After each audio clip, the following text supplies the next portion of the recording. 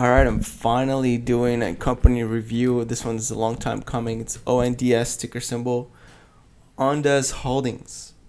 So it has a few subsidiaries, and it should be an interesting one because the numbers actually don't matter this much for this company. So let's dive into it and see if we can learn anything from the numbers at all. Um, this is the stockanalysis.com website. This is where I go to do my shallow dive. This is a shallow dive. By no means is this like complete due diligence or a deep dive in the company, but I'm just going to give you my overall opinion of the company, including a little bit of number overview and some industry stuff. So this is the company. The performance, I haven't even looked at the price performance honestly yet. So it looks like it's been fairly steady. And the reason I say steady, even though it had a high of 12, almost $13 in 2001, is because it's, look at this company, right? Look at the revenue and earnings. Okay, it's making almost no revenue and it's losing about 50 million a year. So it's a relatively small company so far. It's one of those companies that is just waiting for kind of like a big contract or to develop their technology, get some approvals, things like that, in order to really like kick their company onto the next level. And some of that premium has actually already been factored in. The company is is valued at about 200 million. It's 186.8 million. So it's quite high for the amount of revenue and earnings it has. But let's dive into financials anyways and see if we can learn anything. So I like to sort it by quarter because it gives me a little bit more of an in-depth picture, more high-definition picture of what's going on. So it looks like it has some kind of sales. So I'm guessing it's selling drones or tech or something. I don't know exactly. It doesn't really matter at this point. I'll tell you why in a second. But it looks like 500,000 per quarter, so it's very tiny. Let's see the operating income, minus 11.37. So they must be investing a lot in technology and things like that. Net income, it's about the same. Shares diluted, it looks like they've been increasing share count in order to fund their activities, the research and development, and let's see how much. 10 minutes. So it's about fourfold since 2015, 16, 17. Maybe even eightfold since 2017. So if you owned one share, if you owned 1% of, if you owned 8% of the company in 2017 and you kept your shares, you now own 1% of the company. So just keep that in mind. It's probably a large company though. So this company, we're not really going to learn much from this. I mean, the statistics are, we got enterprise value of 162.6, market cap 186, so they have about 25 million in debt. In the cash. So at least they're not holding on to a bunch of debt. So that's good. It looks like they're financing their company through selling stock thus far. So all these numbers are going to look really bad, right? It's a growth company. All really need to know about the finances is this little image here on the front page. Now, this company, it looks like, from what I can tell, does robotics and information and data services. So the primarily function, I think, for a company like this would be things like, well, number one thought that I had in my head was military, right?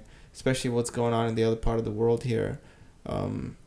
A lot of surveillance stuff, okay, but also things like geology, mining, oil, natural resource, but also other stuff. I mean, I'm thinking things like possible applications like traffic and things like that, just law enforcement, and I think it has a bunch of applications of the kind of type of technologies that they're trying to work on.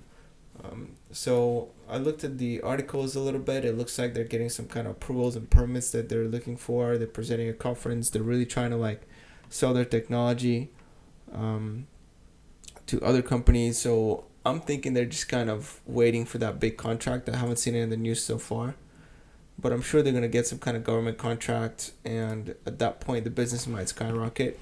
It's definitely not like a value play. So if you're looking for a value play, this is not it, right? This is a risky kind of like opportunity to get a high multiple on your investment.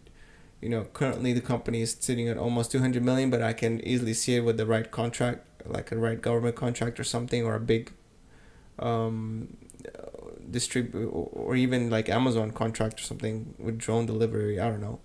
I could easily see it quintuple or more from here, like almost overnight, if that happens. Now, here's some other things to consider about this company: competition, industry risk. Right? I don't know how many companies are developed and how far along they are in the development of that technology. So, if I were seriously looking into placing a bet on this company, I would have to do that due diligence, right? I would have to research all the competitors, see how far along they are in their technology, and what they have to offer versus this company, and which one's more likely to get that big contract that I'm talking about, or contracts, maybe multiple contracts, depending on how good their sales team is, right? So these are some of the things I would look at. Also, what I would do is try to understand the technology a bit better, to see how realistic these applications are. And lastly, I would be concerned about like legal risk. So I know that they got approved. Here it says FAA exempt. So approving their fully automated drone system. So I would definitely keep an eye on all these, regulatory trends, and see what I can learn from that, in order to try to determine whether this is an actual good idea to buy this or not. Now, in this situation, it may actually be somewhat useful to look at, analysts. It looks like that quite a few analysts for this small of a company are covering it. So 8 analysts currently, one of them has a hold, 4 buys, and 3 of them has a strong buy. The reason I'd like to look at analysts in this case is they have a price target of 969, which is more than double from here. The reason I like to look at analysts when it comes to growthy stock is because the chances of them doing a lot of due diligence is pretty high, in order to put their name on there. So it saves you. It's kind of like, you, instead of just your own perspective, your own homework, you're getting the homework of 8 other people. Now, to what extent they've done their homework, I don't know, and neither do you probably. But it's useful because it's just extra perspective on the company.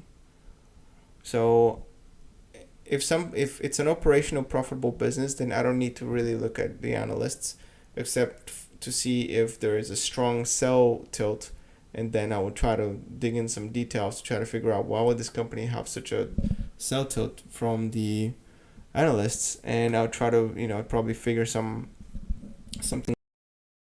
whether it's the management team or some fraud or whatever. But for growth companies, I mean, the numbers don't really speak much, right? You're just seeing how much they burn in research development, marketing, etc. per quarter, per year.